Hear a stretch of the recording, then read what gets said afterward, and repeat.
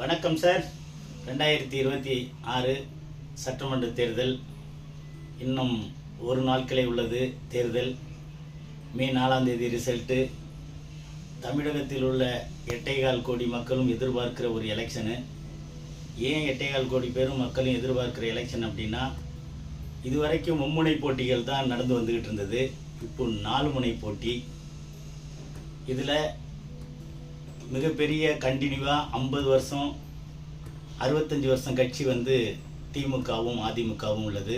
அதுக்கு இடையில் தலைவர் சீமான் அவர்கள் வந்தாங்க 3வது மும்முனையாக. இன்றைக்கு தமிழக வெற்றி கழகத்தினுடைய தலைவர் விஜய் அவர்கள் இன்னைக்கு 4வது முனை போட்டிக்கு தலைவராக வந்திருக்காங்க. மகிழ்ச்சியான ஒரு விஷயம். யார் தமிழகத்தில் வென்றாலும் வருகாலங்களில் மக்களுக்கு நான் வந்தால் நல்லது செய்வேன், நீங்கள் வந்தால் நல்லது செய்வேங்கிறது போட்டிகள் இயல்பானது. அதுக்கு காரணம் அவரவர்கள் வெற்றி பெறுவதற்காக அவங்க எடுக்கும் இந்த சொல்வாக்கு. இனிமேல் வர காலங்களில் யார் வெற்றி பெற்றாலும் மக்களுக்கு ஃப்ரீ என்பது ஒரு கம்மி செய்துவிட்டு, முடிந்தவரை ஒரு ரேஷன் கார்டுக்கு ஒருவருக்கு ஒரு அரசு வேலையை கொடுத்தால் மக்கள் இந்த அரசாங்கத்தை மக்கள் தான் தேர்ந்தெடுக்கிறார்கள்.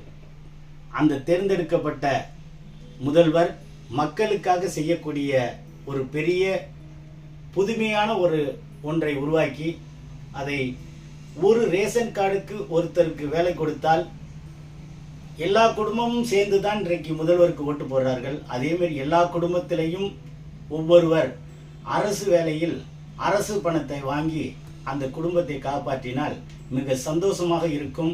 அது ஒரு புதுமையாகவும் இருக்கும். தமிழ்நாட்டிலிருந்து உருவாக்கப்பட்ட அது புதுமையான முயற்சியாகவும் இருக்கும். அப்படி என்பது என்னுடைய கருத்தாகவும் பொதுமக்கள் சார்பாகவும் நானும் அந்த பொதுமக்களில் ஒருவனாக, நம்ம வருகின்ற தேர்தலில் வெற்றி பெறும் முதல்வர்கள் வருங்காலங்களில் இலவசங்களை கம்மி பண்ணிவிட்டு மக்களுக்கு ஊக்கமாக, மக்களால் தேர்ந்தெடுக்கப்பட்ட நம்ம ஒவ்வொரு வீட்டிலையும் அரசாங்கத்தில் வேலை கொடுத்தால் மற்றவர்கள் அதை வச்சு அந்த குடும்பத்தை மெயின்டைன் பண்ணுவதற்கு வசதியாக இருக்கும்.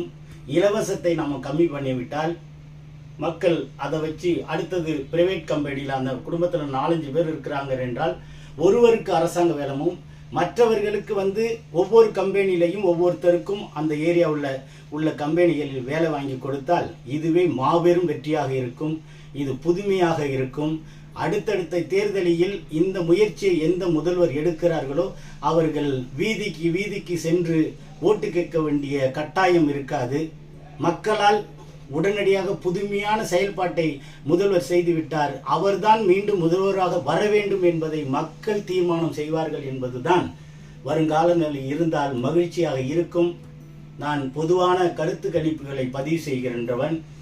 இந்த முறையும் கருத்து கணிப்புகளை பதிவு செய்து உள்ளேன்.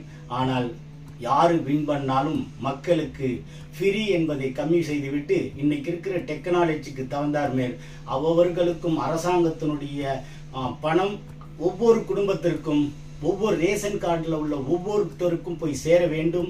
அது அரசாங்க முத்திரை. ஒரு தெருவில் 200 வீடுகள் இருந்தாலும் 200 வீட்டிலையும் ஒவ்வொருத்தர் அரசாங்க வேலையில் பணத்தை வாங்கி தான் இந்த குடும்பத்தை நடத்துகிறார்கள்.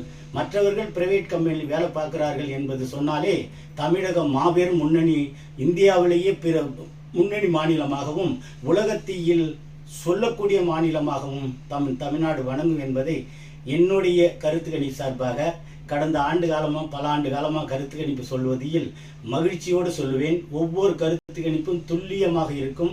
இந்த 2026லையும் என்னுடைய கணிப்பை பதிவு செய்துள்ளேன். ஆனால் இதை நான் பொது கருத்தாக பேசி விடைபெறுகிறேன். வருகின்ற சட்டமன்ற தேர்தலில் 2026ல் வெற்றி பெறும் எந்த முதல்வராக இருந்தாலும் மக்களுக்கு இலவசத்தை கம்மி பண்ணிவிட்டு ஒவ்வொரு ரேஷன் கார்டுக்கு ஒவ்வொரு வேலைகளை அரசாங்க முத்திரையோடு அரசாங்க பணம் அந்தந்த வீட்டிலையும் இருக்கிறது என்பதை உணர்ந்து முதல்வர் முடிவு எடுப்பார்கள் என்று நினைவோடு, மற்றவர்கள் சொல்லும் கருத்துக்களை விட, மற்ற நிபுணர்கள்லாம் சொல்லும் கருத்தை விட என் கருத்துக்கு ஒரு நன்மை கிடைக்கும். இந்த பொதுமக்கள் இந்த 8.25 கோடி பேருக்கும் அரசு பணம் போய் ஒவ்வொரு வீட்டிலும் சேரும் என்பதை தெரிவித்துக் கொண்டு நன்றி விடைபெறுகிறேன். வணக்கம்.